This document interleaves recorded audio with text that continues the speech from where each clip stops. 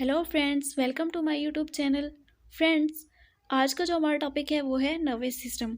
Nervous system जो है ये हमारी बॉडी के बहुत ही बेसिक एंड बहुत ही इम्पॉर्टेंट फंक्शंस को कंट्रोल करता है।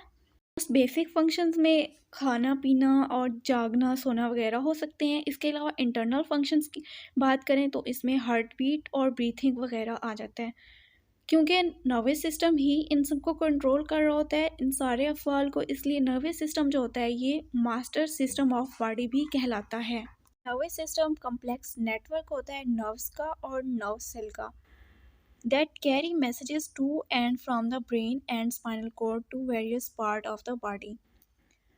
नर्वस सिस्टम जो होता है ये एंडोक्राइन सिस्टम के साथ मिलकर काम करता है। एंडोक्राइन सिस्टम की अगर हम बात करें तो ये एक ऐसा सिस्टम होता है जो हार्मोन्स वगैरह को रिलीज़ करता है अपने ग्लैंड्स के ज़रिए। अब जो नर्वस सिस्टम होता है ये मैसेजेस लेके जाता है एंडोक्राइन सिस्टम की तरफ और मैसेज देता है एंडोक्राइन सिस्टम को। As a response endocrine system action perform करता है through releasing of hormones, enzymes, etc which are required. Nervous system जो होता है ये बहुत ही रैपिड रिस्पॉन्सेस शो करता है as compare to endocrine system. For example, जब हमारा हाथ किसी फ्लेम वगैरह से छू जाए तो हमारा नर्वस सिस्टम जो होता है ये फंक्शन परफॉर्म करता है और एज अ रिज़ल्ट हम अपना हाथ फ़ौरन पीछे खींच लेते हैं। Now we are discussing about parts of nervous system. Nervous system के टू बेसिक पार्ट्स हैं। One is central nervous system and the second is peripheral nervous system. Central nervous system को एब्रीवेट किया जाता है सीएनएस से और peripheral nervous system को PNS से। अब हम सेंट्रल नर्वस सिस्टम की बात करेंगे। जैसा कि नेम से ज़ाहिर है, सेंट्रल नर्वस सिस्टम जो है ये most basic and central part of nervous system है। फर्दर इसके दो पार्ट हैं। First one is brain and second one is spinal cord. Brain जो होता है ये most basic part of central nervous system, जो कि स्कल में लोकेटेड होता है। स्कल इसे प्रोटेक्ट कर होता है और इसमें जितनी भी नर्व्स पाई जाएंगी उन्हें हम क्रेनियल नर्व्स कहते हैं। स्पाइनल कॉर्ड जो होता है ये एक्सटेंडेड पोर्शन होता है ब्रेन का, जो कि वर्टिब्रल कॉलम में पाया जाता है और जितनी भी नर्व्स इसमें पाई जाएंगी उन्हें हम स्पाइनल नर्व्स का नाम देंगे। नर्वस सिस्टम का जो सेकंड पार्ट है वो है peripheral nervous system. Peripheral nervous system further compose होता है ऑटोनोमिक नर्वस सिस्टम से और सोमैटिक नर्वस सिस्टम से। ऑटोनोमिक नर्वस सिस्टम की बात करें तो नेम से ही ज़ाहिर है, ऑटोनोमिक मीन ऑटोमेटिक फंक्शंस वगैरह परफॉर्म करता होगा। तो ये जो होता है ये इनवॉलेंट्री मूवमेंट्स वगैरह कंट्रोल करता है विज़ुअल ऑर्गन की, यानी बॉडी इंटरनल बॉडी ऑर्गन्स की। फॉर एग्जांपल हार्ट बीट हो गया, ब्रीथिंग हो गया, ऐसे फंक्शंस हैं जिन्हें हम अपनी विल पे कंट्रोल नहीं कर सकते, मतलब जिन्हें हम जब चाहे कंट्रोल नहीं कर सकते, जो कि ऑटोमेटिक हैं। सोमैटिक नर्वस सिस्टम जो होता है ये वॉलेंट्री मूवमेंट्स कंट्रोल करता है, like movements of arms, legs, hands, जिन्हें हम अपनी मर्ज़ी से परफॉर्म कर सकते हैं। हम जब भी चाहें अपने हाथों को मूवमेंट दे सकते हैं, हम अपने बाजू को मूवमेंट दे सकते हैं, अपने टांगों को मूवमेंट दे सकते हैं। इसलिए ये क्या कहलाएंगी, वॉलेंट्री मूवमेंट्स। लेकिन हम कभी भी अपनी हार्ट बीट को स्लो या रैपिड नहीं कर सकते, हम कभी रोक नहीं सकते, तो ये क्या होंगी, इनवॉलेंट्री होंगी। Autonomic nervous system further divide होता है सिंपैथेटिक नर्वस सिस्टम और पैरासिम्पैथेटिक नर्वस सिस्टम में। अगर हम सिंपैथेटिक नर्वस सिस्टम की बात करें तो ये जो होता है इसे हम फाइट और फ्लाइट एक्शंस भी कहते हैं। मतलब इसमें फ़ाइट और फ्लाइट वाले एक्शंस इंक्लूड होते हैं, लाइक जब हम बहुत ज़्यादा गुस्से में होते हैं या हम जब बहुत ज़्यादा खौफ वगैरह में होते हैं तो जो हमारा नर्वस सिस्टम तब काम कर रहा होता है वो होता है सिंपैथेटिक नर्वस सिस्टम।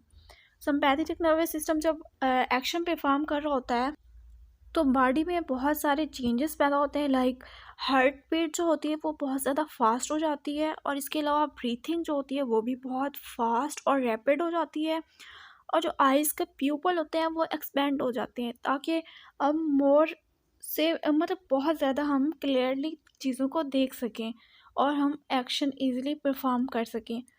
जो एक्सपेंडेड प्यूपल होता है वो क्योंकि सेंसिटिव होता है लाइट को, इसलिए ये फाइट या फ्लाइट एक्शंस के दौरान इसका एक्सपेंड होना बहुत ज़रूरी होता है। इसके अलावा जो होता है गट जो होती है वो इनएक्टिव हो जाती है ताकि डाइजेशन वगैरह स्टॉप हो और जो सारी एनर्जी होती है वो स्केलेटल मसल्स को दी जाए ताकि वो अच्छे से अपनी एक्टिविटी परफॉर्म कर सकें फाइट या फिर फ्लाइट के दौरान।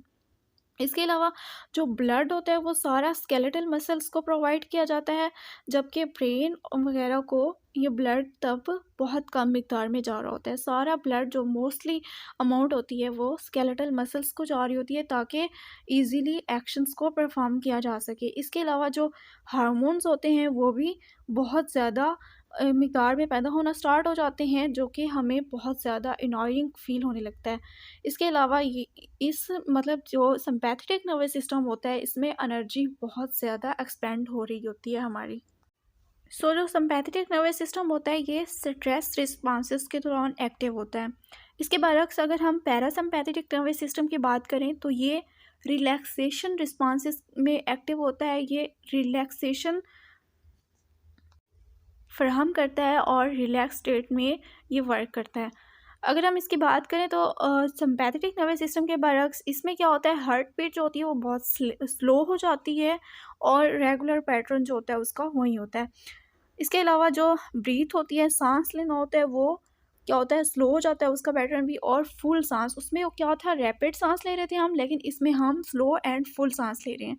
इसके अलावा प्यूपल्स जो है इसमें श्रिंक हो जाएंगे, उसमें क्या था एक्सपैंड हो गए थे प्यूपल और लाइट के लिए बहुत ज़्यादा सेंसिटिव हो गए थे, लेकिन यहाँ पे प्यूपल जो है वो नॉर्मल कंडीशन में आ चुके हैं, श्रिंक हो गए।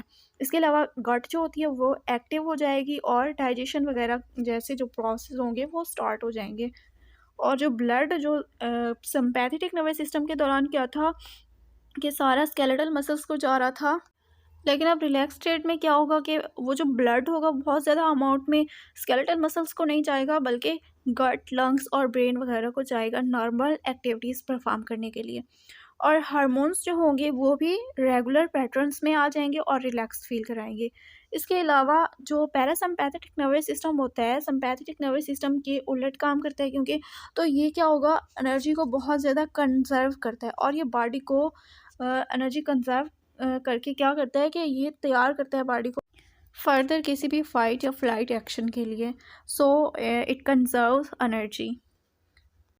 फर्दर हम इसे एक एग्जांपल के थ्रू एक्सप्लेन करेंगे। फॉर एग्जांपल आप रूम में बैठे हुए थे और आपने खिड़की की तरफ देखा, आपने देखा कि एक शख्स अंदर आने की कोशिश कर रहा है और उसके हाथ में आपको लगा एक चाकू है या कोई छुरी है, तो फ़ौरन आप डर जाएंगे और आपको बहुत ज़्यादा पसीना आना स्टार्ट हो जाएगा आपको, और आपकी जो हार्ट बीट होगी वो बहुत ज़्यादा तेज़ हो जाएगी। तो यहाँ पे क्या है कि आपका जो सिम्पैथेटिक नर्वस सिस्टम है वो एक्टिव हो गया है और उसने फंक्शनिंग स्टार्ट कर दिया, आपको वो फाइट या फिर फ्लाइट एक्शंस के लिए प्रिपेयर कर रहे हैं। या तो आप उससे फ़ाइट करेंगे या तो फिर आप भाग जाएंगे। लेकिन कुछ ही देर बाद अचानक आपने नोट किया कि वो तो जो बाहर बंदा है वो कोई और नहीं बल्कि आपका रूममेट है, और शायद वो आपको बुलाता रहा लेकिन आपने किसी वजह से उसकी आवाज़ नहीं सुनी, इस वजह से वो खिड़की से आने की कोशिश कर रहा है। सो क्योंकि ये नॉर्मल कंडीशन थी, आपको पता था उससे तो आपको कोई भी ख़तरा नहीं है, इसलिए क्या होता है आपका जो पैरासिम्पैथेटिक नर्वस सिस्टम होता है वो एक्टिव हो जाता है, आपकी जो हार्ट बीट होती है वो भी नॉर्मल होने लगती है, ब्रीथिंग रेट नॉर्मल हो जाता है और आपका पसीना वगैरह वो भी नॉर्मल कंडीशन की तरफ आ जाता है। तो ये था फ्रेंड्स आज का हमारा टॉपिक। अगर आपको टॉपिक से रिलेटेड कोई भी कन्फ्यूजन हो तो आप इजीली कमेंट सेक्शन में कह सकते हैं। एंड लास्ट पे फ्रेंड्स आपसे रिक्वेस्ट है कि मेरे चैनल को लाइक करें एंड सब्सक्राइब करें।